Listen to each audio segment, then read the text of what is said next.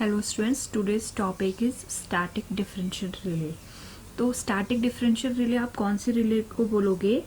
Static differential relay is the relay which operates when the phasor difference of two or more similar electrical quantities exceeds a predetermined value.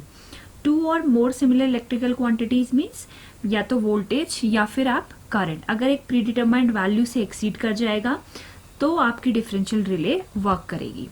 This is the block diagram of a static differential relay.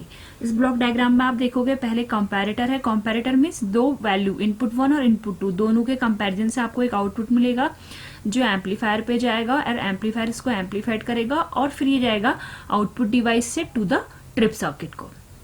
This is the simple basic working principle of static differential relay. अब इसमें क्या होता है कि दो या तो similar quantities होगी आइदर वोल्टेज और करंट्स दोनों क्या होंगी इनपुट में दी जाएंगी और फिर कंपेयर की जाएंगी.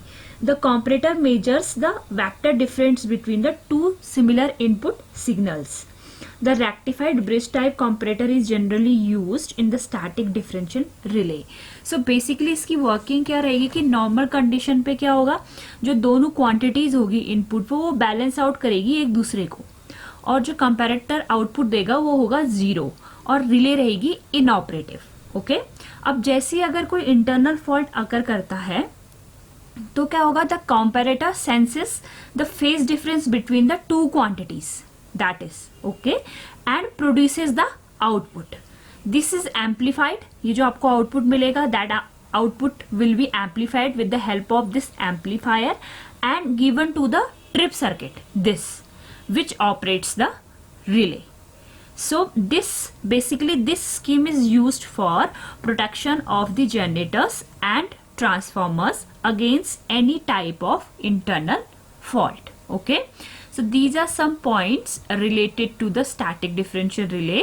The first point is in this relay the two similar input quantities I or V are compared.